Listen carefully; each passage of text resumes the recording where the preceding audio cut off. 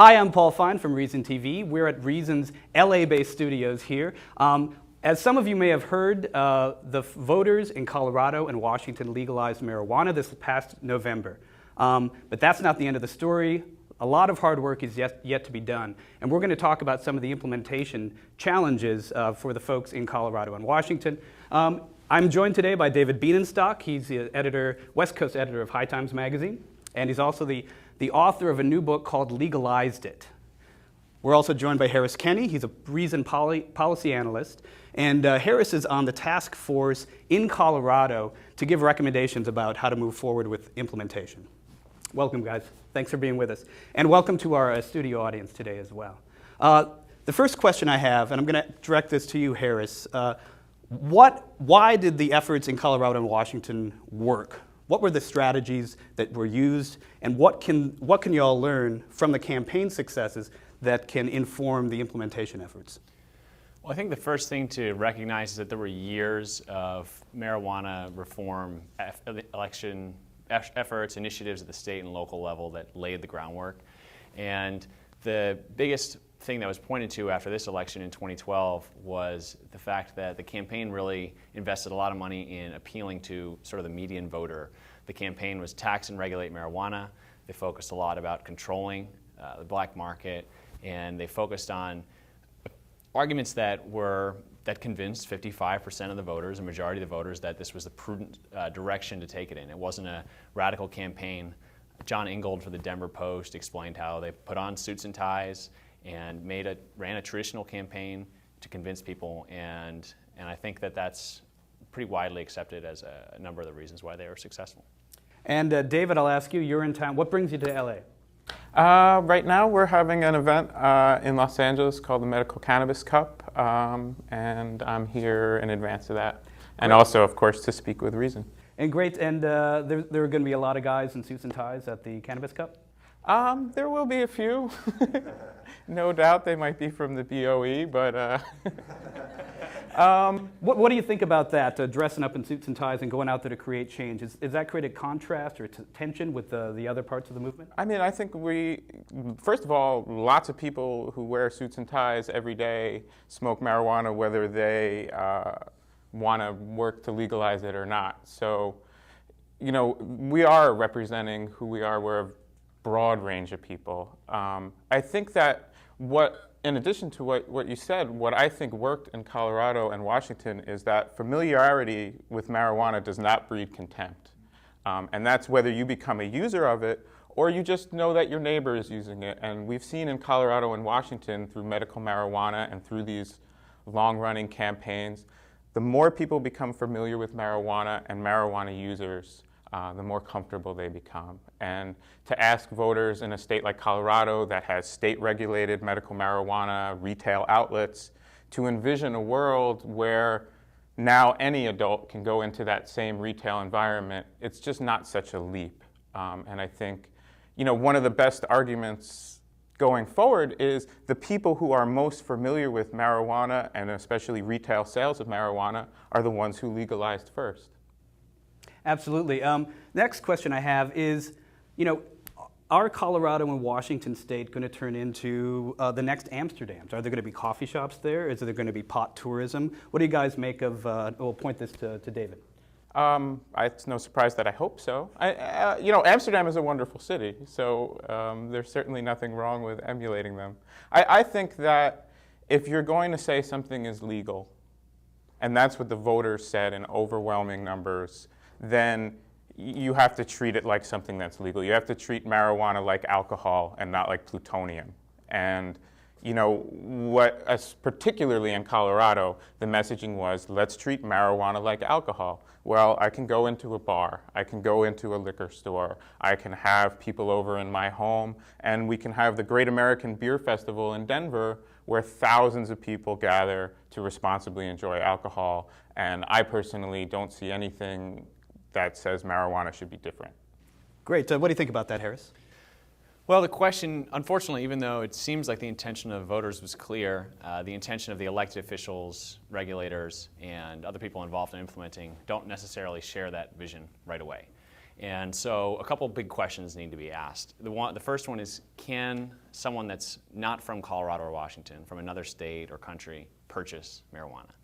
And it appears that in both states that's going to be the case, which is a big step. Another important question is, how are they going to handle diversion? So what sort of regulatory regime and enforcement is going to be put in place to prevent marijuana that's legally purchased from going out of state in particular? And so those regulatory questions and questions about cafes and things like that, the answers are not immediately clear. In Colorado, there's a Clean Indoor Air Act which prevents smoking indoors that was amended for medical marijuana and will probably be amended for marijuana as well. But that doesn't mean that other ways to consume cannabis won't be allowed on site, on business sites. And there's a lot of discussion about private clubs in private residences and things like that. And so unfortunately, we don't know yet, but I think the intention is to regulate like alcohol, and I think the intention is going to be to try to get as close as we can to that, with the exception of the fact that Colorado actually has a really bad regulatory system for alcohol, so we don't want to copy it exactly verbatim. We want to hopefully learn from some of the mistakes there, and then one day we will run a campaign to regulate alcohol like marijuana, and we will reform the alcohol prohibition or regulations. Or it might turn out to be something like what's happening in Amsterdam now, where you can smoke your marijuana in the coffee shops and spliff, so pot and marijuana mixed, but you can't smoke cigarettes inside.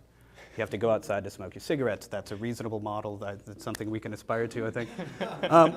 What about some of the other legal ramifications? You're not going to be busted for smoking pot or selling pot in these two states, David. But what about are there other legal ramifications if people are smoking pot? Yeah, there certainly are, and we really have to be careful that we don't create second-class citizens when we legalize, and that's anything from, can you be fired from your job for using legal marijuana? Can Child Protective Services come into your family life and make irrevocable decisions based on benign marijuana use? Can you be denied a student loan to go to college? And that's, of course, if you're 21 or older even. Can you get a loan for your business if it's a marijuana-related business? To me, legal means I can do something and there's not irrevocable ramifications to it. If you can't drive a car, if you can't work your job, if you can't bank, if you can't raise your kids in a responsible way, it's not legal. And what people said is, we want this to be legal. And so I'm hopeful that this kind of thinking is recognized in the implementation process. Yeah, what are you guys talking about in Colorado with respect to these kinds of legal ramifications?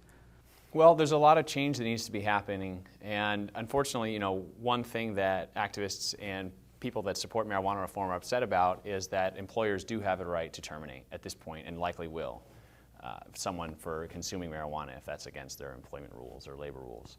And in the campaign, in Amendment 64, and Amendment 64 was fairly comprehensive.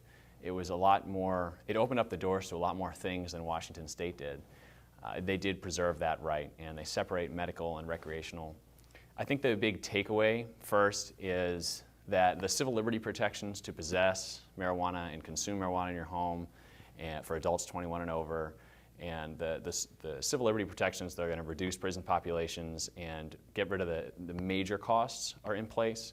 And some of these other still serious costs are going to take time. There's going to be cultural change. Employers are going to change their hiring practices. Communities are going to become more sensitive. But I think the big issues have been taken off the table, which is incarceration and things like that. And it's going to take some time for these other still important issues to get hammered out. It's going to take, I think, a number of years. One of the other big questions people in Washington State are looking at is, how do you deal with DUI related to marijuana? Because that was built in to their ballot initiative or ballot measure. What do you guys think about that?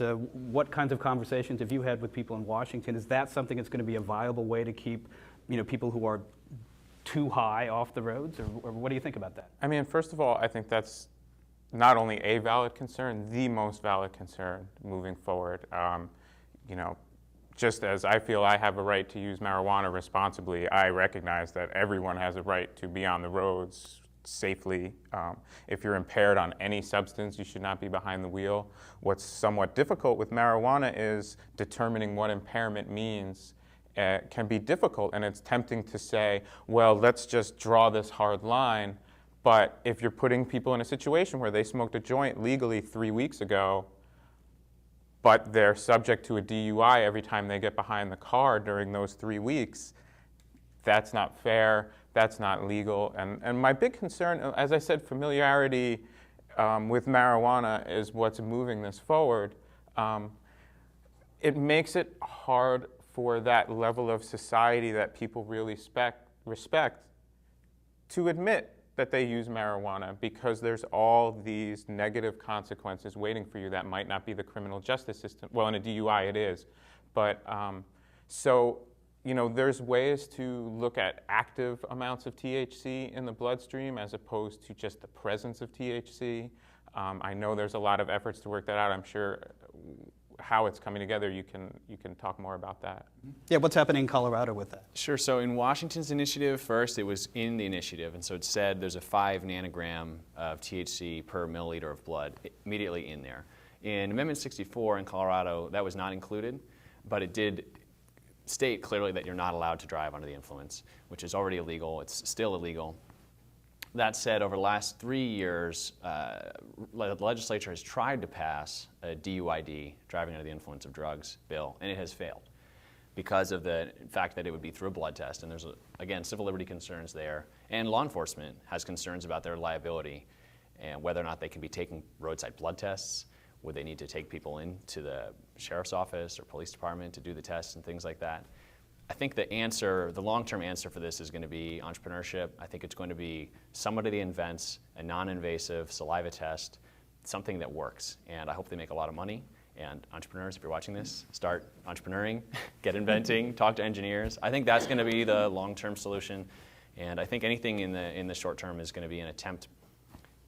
We'll see. You know, I think the biggest thing with these DUID bills is the ability to challenge in court. So it shouldn't be assumed automatically if you have a certain level of THC in your system that you're impaired. And I think that's a workable compromise that everybody can agree on moving forward. And so hopefully that'll be a feature in all of these DUID legislation or regulation rules, things like that. Great. Now, as the sort of political battle moves forward, what's your sense right now of who the friends of the movement are and who the foes are? David? I mean, I think that both campaigns did an excellent job of bringing a really broad coalition. You know, in Washington State, you had former U.S. attorney, you had the mayor of Seattle, city attorney of Seattle, and then, you know, as far as from the High Times end of things, the people who enjoy marijuana have been pushing this issue in a very grassroots way for 30 years. And for someone who's been at this for 10 years, to see the corporate media, I'll use the term, starting to at least get this and report it in a responsible way has been great and has been a big part of moving this forward. I think that every time somebody's aunt smokes a joint and their chemotherapy side effects go away, we gain 5 allies, because it's not just that person, it's everyone in their family that's touched by that. And no one ever goes back. I've never heard somebody say, well, you know, this really helped Grandpa in his last years of life, but fuck everybody else. You know, it should still be illegal, but wow, what a miraculous plant, but fuck them. I've never heard that. So from friends, we are gaining every day. For foes, it's still the same people who make money off of incarcerating marijuana smokers in a variety of ways. We talked about entrepreneurs in the drug test industry, but obviously they're, you know, prison guards, follow the money. If you make money off of incarcerating people for marijuana, you are in favor of the status quo. And I don't see too many people outside of that who still are. Well, I should ask you as well. I mean, back in 2010, when Californians were excited about a failed ballot measure. Well, we were excited about it when we thought it was going to pass. Well, yeah, that's right. Right. And we're less excited about it now, and then people in Colorado have outpaced us. But, you know, one of the things that happened were a bunch of growers that had sort of locked in. They had market share. They came down to Oakland or walking around with no on Prop 19. Did you meet those folks? Did you talk to them? And what was your take from, are they rent-seeking bastards, or how do you think about it? I think it's a complicated issue. One thing I want to stress to people in future initiatives is it's one person, one vote, not one plant, one vote. So just because somebody grows, 200,000 plants, they still only get to vote once. And the population of Humboldt and Trinity County and Mendocino County is not large enough. That's the Emerald Triangle. That's where the large outdoor grows are. I'm not giving a big secret away.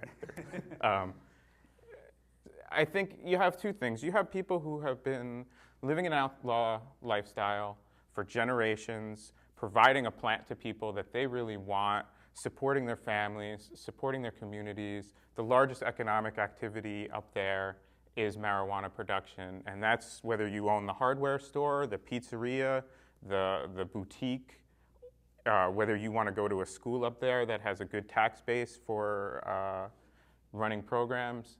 So to say now, hey, thanks for growing our marijuana for 3 generations while helicopters flew over your house, but now we're going to legalize it so we have no, FU, I'm not with that. But also people have to recognize what keeps the prices up, and that's what they're worried about, is people getting busted. That's the prohibition tax. And so in one way, you had a small group of people who were very vocal and had a news story that potheads against legalization, that's a story, even if it's 10 people with no support out ranting in the streets, So I think it got overblown in a lot of ways. I think in my position for the last 10 years, I've dealt with nothing but people who grow marijuana or are very tied into this culture, and the people I have met who are not 100% supportive of marijuana legalization is a very, very small number, and it was disproportionately covered in the media. Great. Well, that's good to hear in lots of ways. And Harris, what do you think? Friends and foes in Colorado? Well, one of the most interesting aspects of the implementation in Colorado is, and this may offend libertarian sentiments, but the regulators and bureaucrats have been some of the best advocates for a functional, competitive system. And that's the folks at the Department of Revenue. And they're doing a great job in the public hearing process throughout the task force meetings, basically laying out what they think is important and why they think a functional industry is the best for them. And I think it's good. Basically, their incentives align with a productive industry that generates a lot of money, that pays them application fees and pays tax revenue to them to promote and allow them to continue to do their activity. They don't want a fledgling, tiny, gray market, pseudo-illegal business that they can't make any revenue off of. And so because of that, they've been really pushing back on some of the bad ideas that would limit the ability of businesses to operate and grow. And then they've been supporting some of the good ones. And so that, I think, is one of the most interesting stories. And to their credit, the Medical Marijuana Enforcement Division, I don't dish out praise a lot for public agencies, so I really want to be on the record. I think they're doing a great job. And so that's one of the big ones. I think another friend to think about is going to be the press corps. The Denver Press Corps, folks with the Associated Press, the Denver Post, Westward, which is an alternative, locally circulated paper. They're doing a pretty good job, I think, handling it responsibly and treating this like a policy issue, which is what it is. And I think that combination of things is allowing Colorado to move forward, and I'm very optimistic. Things are going well as far as treating this like a serious issue, which it is. And what about the existing medical marijuana dispensary owners in Colorado? Are they getting behind it, or what's their role going forward? And you should talk a little bit, maybe give some background about who gets the priority when it goes retail eventually. Sure. So that's definitely a huge aspect of it. So in Amendment 64, it's really clear that the medical and recreational industries are separate. But it's unavoidable that the existing medical industry, growers, retailers, MIP, so the ingestible product companies, and testing companies and things like that, have a seat at the table. They're the ones that deal with the Department of Revenue right now. And they've, like Dave was saying, they've risked a lot to operate under violation of federal law. And so they deserve credit for that. And the Amendment 64, the language does say that they get a priority or preference when applying for recreational licenses as well. And so there's a few structural things where they deserve, it's important to see where they're special or how they're unique. But there are aspects of the system today that they would benefit from, or that many of these businesses would benefit from if it were to continue. And one of these is vertical integration. And so the idea is 70% of the plants that are sold in a retail location have to be grown by that same business owner, business operator. And then 30% can be wholesaled in the wholesale market. And there are some strong advocates in the industry arguing to retain vertical integration, arguing against allowing out-of-state investors to be owners, equity holders in marijuana businesses. And these are the sort of protectionist policies that would allow existing businesses to stay in place. And if these policies aren't allowed indefinitely, they may be allowed in a sunset format to allow a transition. And so that's definitely a big challenge. Medical industry doesn't necessarily have the same goals as a drug policy reformer, as an activist, as an attorney that works in the industry. There's sort of a shared end state, but some of the in-between steps are definitely going to be different. And so it's not a single monolithic movement of drug policy reformers. Great, and then the last question I have, and this is a question that I think looms over all discussions about legalization, and that's the feds. Over time, are the feds going to be a friend or foe to the implementation process? What's your best guess? Friend. No. I personally have been pretty encouraged by what I've seen since the election, and I think the most encouraging part is I think that they're finally afraid of us. And by they, I mean the federal government, and us, I mean the broad base of support for marijuana legalization. We had a source within the administration pretty much admit, well, the reason we didn't get involved in trying to stop this law in Colorado is we thought it would hurt our re-election chances. If you look at the votes cast total in Colorado and Washington, marijuana legalization outperformed the president.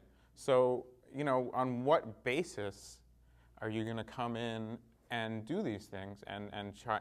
I think that the federal government, I will say I'm pro-cannabis. I understand also some people say, well, let's limit the harms of these laws. They're my allies, but I think it's a good thing. Not for every person and not all the time, but I think society will be a better place. But I recognize the federal government has a responsibility to stop interstate traffic at this point. No one in Oklahoma said, we want to legalize marijuana yet. Well, some people did, but not enough. That's reasonable. But to come into a state or to say, I cannot go into Colorado and have the same rights as a Coloradan, right? Yeah. That to me is ridiculous, and been encouraged by the non-response of the federal government at this point. Great. Are you equally optimistic, Harris? I am. I will say maybe the federal government would be a frenemy, right? So they're friendly, but maybe also enemies.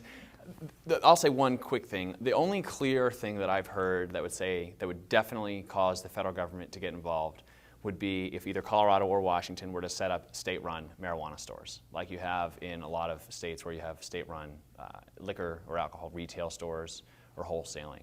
And Dr. Sam Kamen, who's a law professor at the University of Denver, who's also on the larger task force, he's basically said that that's the only thing that he can think of from a legal perspective that would guarantee the federal government would come in, because states would, it would be like if states were gun trafficking or, it's almost implausible. Some people have made the argument that they should do that, and I'm skeptical of the motivations for that argument. It seems like that would be trying to set these legalizing states up to fail, and it would be almost necessitating the federal government to shut it down. So that's the only scenario I can think of where there's definitely going to be a problem.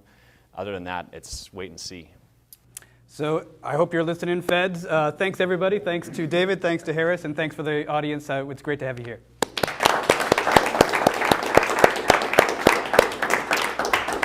Guys, well done.